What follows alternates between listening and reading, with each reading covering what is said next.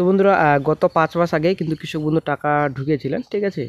তো এখন কবে কৃষক বন্ধু টাকা ঢুকবে, আজকে গুরুত্বপূর্ণ আপডেট আপনার সঙ্গে শেয়ার করতে চলেছি। তো সঙ্গে থাকুন, ভিডিও শেষ পর্যন্ত দেখুন। চ্যানেল নতুন দর্শক অবশ্যই চ্যানেলটিকে সাবস্ক্রাইব করে দেবেন। 1,07,00,000 কৃষক বন্ধুকে 2,900 কোটির অনুদান মমতার। চলে আসছে বিস্তারিত। রাজ্যের 1,07,00,000 কৃষকের ব্যাংক অ্যাকাউন্টে মোট 2,900 কোটি টাকা দিতে চলেছে মমতা বন্দ্যোপাধ্যায় সরকার। কৃষক বন্ধু প্রকল্পের অধীনে আর কিছুদিনের মধ্যেই এই টাকা পাঠানো শুরু হবে। 6 জেলার 7টি বিধানসভা উপনির্বাচনের ভোট গ্রহণ হয়ে গিয়েছে। 23শে নভেম্বর ফল প্রকাশ। তারপর রাজ্যের কোথাও আর নির্বাচন আদর্শ আচরণবিধি লাগু থাকবে না। এই অবস্থা বিভিন্ন প্রকল্পের সুবিধা সাধারণ মানুষের কাছে পৌঁছে দিতে তোড়জোড় শুরু হয়েছে নবান্নের অন্দরে। সে সূত্রের আর কয়েকদিনের মধ্যে কৃষক বন্ধু প্রকল্পের টাকা ছাড়ার সিদ্ধান্ত হয়েছে। কৃষিমন্ত্রী শোভনদেব চট্টোপাধ্যায় বলেন, মুখ্যমন্ত্রীর নির্দেশ, কৃষি দপ্তর রাজ্যের চাষিদের কাছে সমস্ত প্রকল্পের সুবিধা নির্দিষ্ট সময়ে পৌঁছে দিতে বদ্ধপরিকর। একজনও যোগ্য প্রাপক যাতে বঞ্চিত না হন, সেদিকে আমাদের লক্ষ্য থাকবে। সেই মতো পরিকল্পনা করে কাজ এগিয়ে নিয়ে যাওয়া হচ্ছে। তো বন্ধুরা, আশা করি আপনারা বুঝতে পারলেন।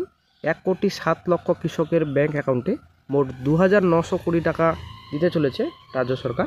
এটা মেন পয়েন্ট রয়েছে, কৃষক বন্ধু প্রকল্পের অধীনে আর কিছুদিনের মধ্যেই এই টাকা পাঠানো হবে।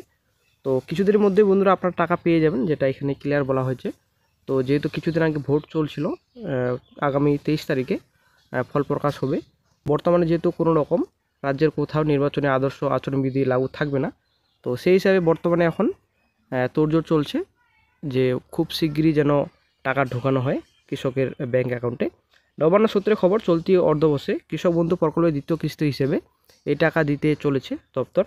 ইতিমধ্যে জেলাভিত্তিক উপভোক্তার তালিকা তৈরির কাজ প্রায় শেষ। মোট উপভোক্তার সংখ্যা গতবারের তুলনায় প্রায় 1.5 লক্ষ বাড়বে বলে জানা গিয়েছে।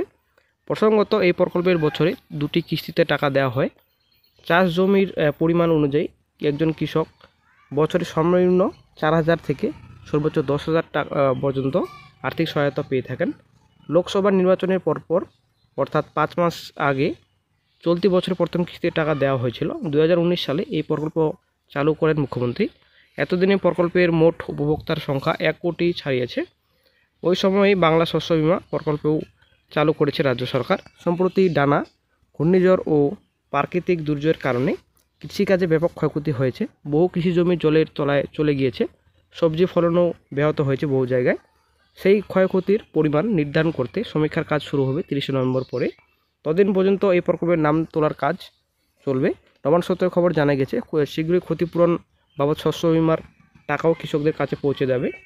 এদিকে ট্যাপ কাণ্ডের পর অন্যান্য প্রকল্পের মতো কৃষক বন্ধু প্রকল্পের টাকা পাঠানোর ক্ষেত্রেও যথেষ্ট সতর্ক পদক্ষেপ করেছে সরকার। এক্ষেত্রে যাতে কোনো কারচুপি বা বিভ্রান্তি না থাকে, সেদিকে কড়া নজর রাখছেন দপ্তরের কর্তারা। কৃষিমন্ত্রী জানিয়েছেন, কৃষক বন্ধু এবং বাংলা শস্য বীমা 2 প্রকল্পের ক্ষেত্রেই উপভোক্তাদের আধার সহ অন্যান্য প্রয়োজনীয় তথ্য দেওয়া হয়। কিছু উপভোক্তার ক্ষেত্রে আধার পূর্ণ যাচাই করে নেওয়া হবে। তো বন্ধুরা, আশা করি বুঝতে পারলেন। তো বর্তমানে যেহেতু কোনো রকম ভোটের কোনো আচরণবিধি বর্তমানে লাগু নেই, তো খুব শীঘ্রই কিন্তু টাকা পৌঁছে যাবে কৃষকের ব্যাংক অ্যাকাউন্টে। বর্তমানে কিন্তু 2,900 কোটি টাকা ব্যাংক অ্যাকাউন্টে পাঠাবে রাজ্য সরকার, ঠিক আছে। তো 1,07,00,000 কৃষকের ব্যাংক অ্যাকাউন্টে পাঠাবে। তো 23শে নভেম্বর বর্তমানে ফল প্রকাশ হবে। তো 23শে নভেম্বর পর কিন্তু কোনো রকম কোনো আচরণবিধি লাগু থাকবে না। তো 23শে নভেম্বর পরেই কিন্তু টাকা আপনাদের ব্যাংক অ্যাকাউন্টে চলে যাবে। এটা কিন্তু আসলে একটা গুরুত্বপূর্ণ আপডেট। তো প্রথম কিস্তি 5 মাস আগে পেয়েছিলেন, দ্বিতীয় কিস্তি আপনারা কিছুদিনের মধ্যেই, আশা করি এই মাসেই টাকা আপনারা পেয়ে যাবেন।